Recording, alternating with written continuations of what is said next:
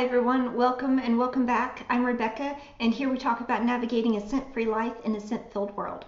Today's topic is going to be personal care items. So we're talking toothpaste, deodorant, and skincare.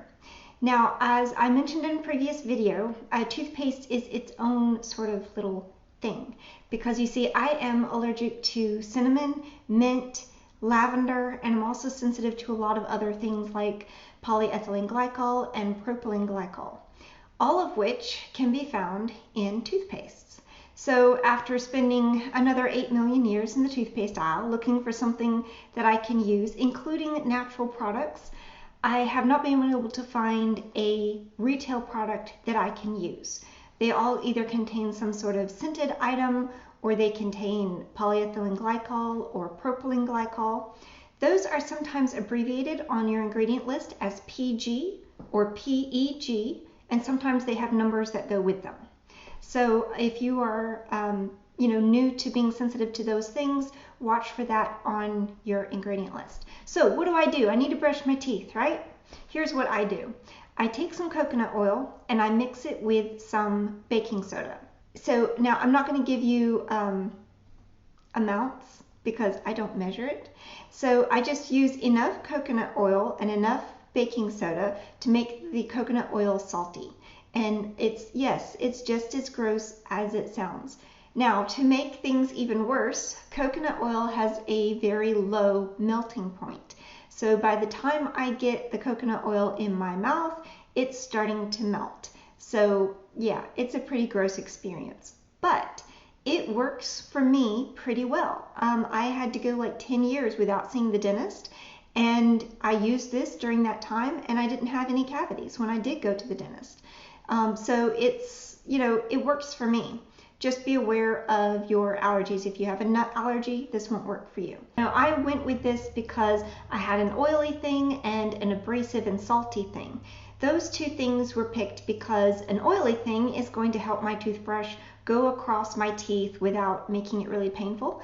And the salty thing is going to act both as, at least the idea is that it will act both as an abrasive and to give bacteria an unpleasant place to live. I want them to move out. So if you are allergic to nuts, obviously you don't want to use this, but you would want to look for something that at least meets those two criteria. It makes it to where your toothbrush can move across your teeth, and it makes it to where it's an inhospitable environment for bacteria. Let me know your ideas down in the comments below. I'd love to know what you do. Okay, now on to deodorant.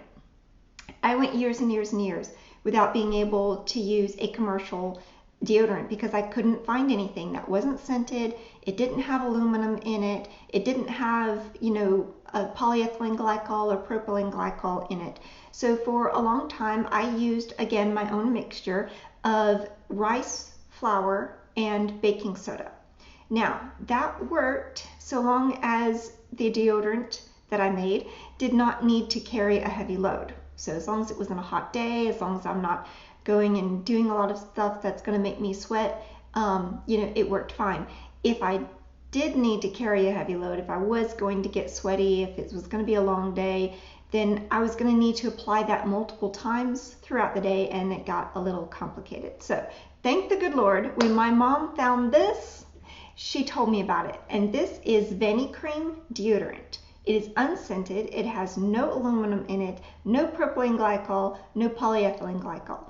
This has worked a lot better than the rice flour and baking soda, and it lasts a lot longer, has no scent to me, and so yeah, it just works really, really great. So obviously, if you find yourself in a bind, you could use that rice flour and baking soda so long as you're not allergic to rice. And again, these, I didn't measure them. A little less baking soda than the amount of rice flour. Basically, what I'm wanting to do is I want something to absorb the rice flour, and I want something to make the bacteria take a day off, the baking soda. So I hope that's helpful to you. If you have DIY deodorants, please share what they are. So now a little bit about skincare. I told you in a previous video that this is the only kind of soap that I've been able to find that I can use. And so that goes the same for my face. It's the only cleanser that I use on my face. But now as far as moisturizers go, my allergist recommended that I not use any cosmetic moisturizers. But you know, your skin needs something, right? I haven't even been able to find natural products that will work for me as a moisturizer, at least not that are advertised as moisturizers. So instead what I use is coconut oil or cocoa butter. And I'll give you some pros and cons that I found for each. So for the coconut oil, I use it most of the time.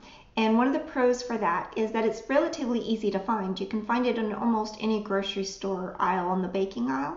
Also, it has a low melt point. So during the summer, it's usually already liquid. And in the winter, holding it for just a small amount of time in my hand will make it liquid and easy to apply. One of the cons for coconut oil is that it is a nut oil. So if you are allergic to nuts, please do not use it. And the second con for coconut oil is that it doesn't seem to be the kind of deep moisturizing. It works great during the summer, but in the winter, I usually like to have something that goes a little bit deeper, is a little bit stronger.